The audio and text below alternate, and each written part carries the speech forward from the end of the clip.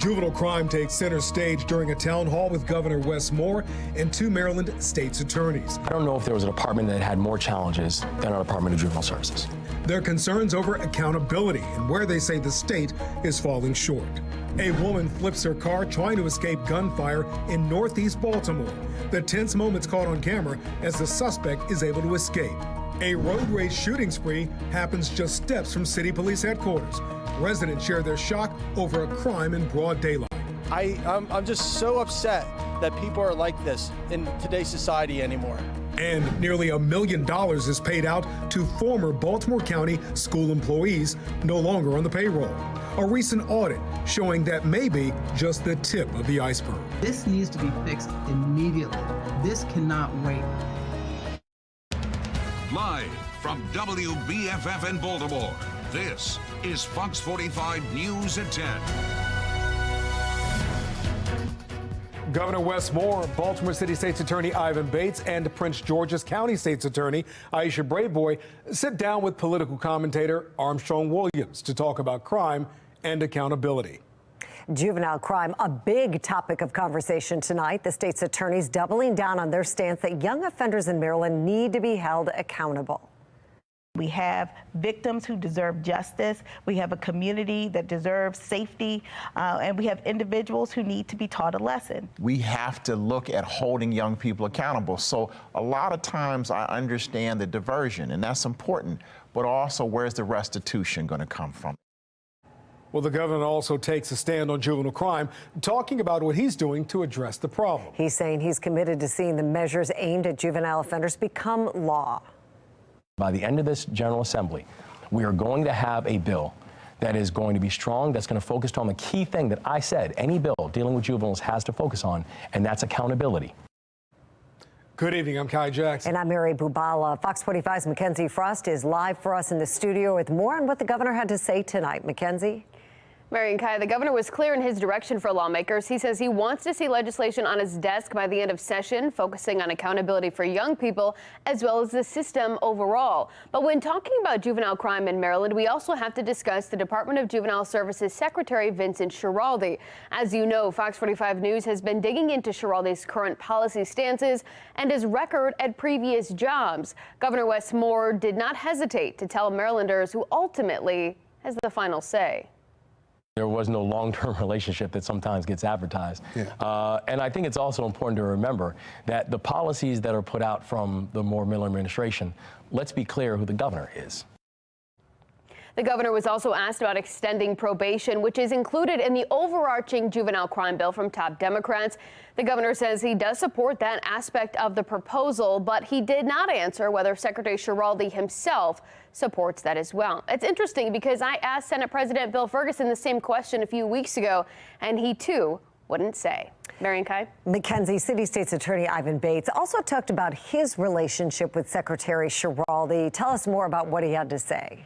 Yeah, we know City State's Attorney Ivan Bates has been critical of the current juvenile justice system, right? Bates says he's met with Schiraldi and things are changing. But at the end of the day, Bates also echoes the sentiment from Governor Moore about who really is calling the shots. While we weren't always eye to eye, we found common ground on a number of issues. Based on that common ground, I'm one of these, I'm going to believe you at your word. But what I do know is that his boss is the governor. That's right. And what I do know is that the governor will do what the governor needs to do because he is committed to the people. So I'm not as worried about Secretary Schiraldi because I know who the boss is. And Mackenzie, there was also some discussion about the Thrive Academy at the Department of Juvenile Services. Did the governor say how the state will track the progress of that academy? Not exactly. Remember that this program is modeled after the group violence reduction strategy here in Baltimore City. DJS says it plans to expand Thrive in other areas of Maryland this year as well. That's why the performance that we've seen so far in Thrive is a thing that gives us a measure of hopeful optimism. That we are onto something that can actually make a fundamental difference in not just the lives of young people, but also in the lives of the community members. Our job is to make sure our communities are safe. The governor did not say how much Thrive is costing taxpayers, but in a budget hearing last week, DJS Secretary Schiraldi says Thrive costs about $10,000 per kid. Live in the studio, Mackenzie Frost, Fox 45 News. Mackenzie, thank you. And that brings us to our question of the day. Do you trust Governor Moore to get the juvenile crime crisis under control? So far, 83% of those who voted say no. Head to foxbaltimore.com/vote to weigh in. Prince George's County State's Attorney Aisha Braveboy also weighing in on juvenile crime and the bill moving through the state legislature to hold kids accountable. She says it's not about putting young people in jail, but protecting communities and then getting young offenders the resources they need. I have never believed that individuals should not be punished and punished appropriately. We have held people accountable. Unfortunately, we've given young people life sentences. I mean, this is the world in which we live in. We have victims who deserve justice. We have a community that deserves safety, and we have individuals who need to be taught a lesson. So all of those things are true. But what we know is that 95% of the people who are arrested, prosecuted, and convicted are coming home. And so the question is, how are they coming back to us? So while I believe in appropriate punishment, appropriate sentencing, I also believe that we have to give people a realistic pathway to come home and be stronger and better citizens. City State's Attorney Ivan Bates also giving credit to the governor, thanking his administration for providing the funding necessary to create a division to review police body cam footage. And the governor said, what do you need? And so we talked to the governor. He did what he needed to do for us. And next thing I know, we received $1.7 million. That money now will allow us to hire paralegals to look at the body camera footage. So instead of my prosecutor spending an hour to 2 hours, a paralegal will look at it. It might be 55 minutes of nothing, but 5 minutes of something. They'll pin that 5 minutes of something. So instead of my prosecutor spending an hour per case, they now can spend 30 minutes per case or, looking at it in that regard, because now they'll only look at those 5 minutes that are important. And the governor also addressed the deal that he made to keep the Baltimore Orioles in Baltimore, in Maryland. Governor Moore told Armstrong Williams that he wished he would have better explained to the public what a memorandum of understanding was before he announced it at Camden Yards during the playoff game last season. There was some confusion following that announcement when it was announced that the deal wasn't exactly finalized. The MOU was not the conclusion of a deal. The MOU is the terms of the deal. And I remember when we first came on board, I had conversations with the former head of the Maryland Stadium Authority, who was vying to stay in that role.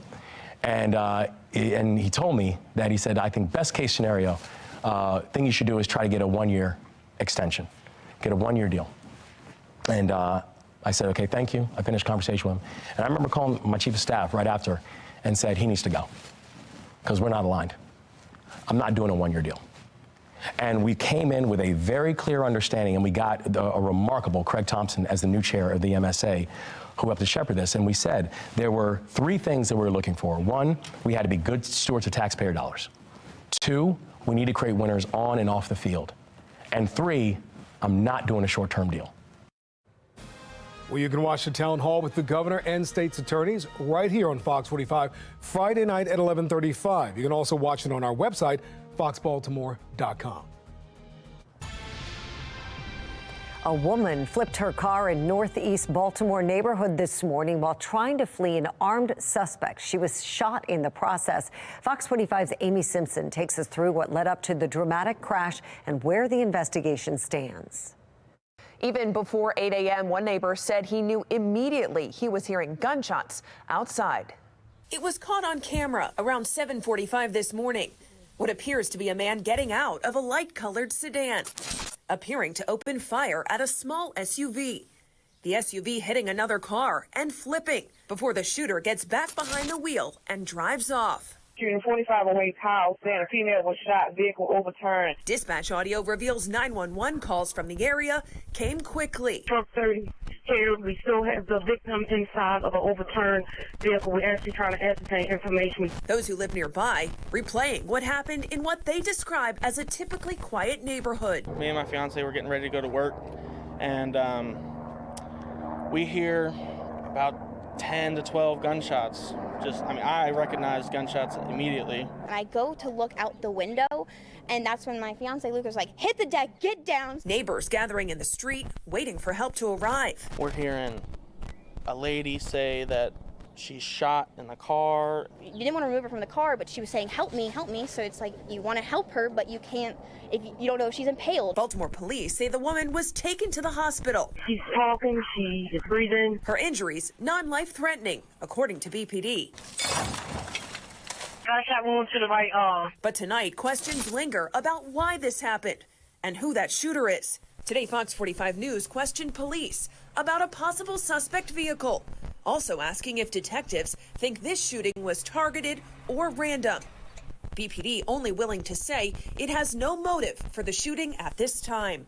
Meanwhile, this Northeast Baltimore neighborhood on alert. We're getting married this year. We're talking about kids. We actually were talking about, like, where do you want to live? And it's like, I actually did want to, but having these events happen, it's like, I don't know if I want to raise my family here. I don't know, because can I keep my kids safe? In Baltimore, Amy Simpson, Fox 45 News. Still ahead on Fox 45 News at 10 o'clock tonight, city police say a woman's shooting spree culminates steps in front of police headquarters, leading to an exchange of gunfire with an officer. Fox 45 News, here's the budding safety concerns from residents. Maryland lawmakers look to cash in on millions of tax dollars from online casino games. The push to legalize these wagers in Annapolis, and why some say it's not a good bet. All right, your weather headlines. We're going to begin a warming trend this week. We have a late week storm system we're going to be tracking. The question is are we going to need umbrellas or shovels for this one? We'll have your answer. And after the break, nearly $1 million paid out to Baltimore County school employees who no longer work in the system. Project Baltimore digs into the audit and the other financial issues it exposed.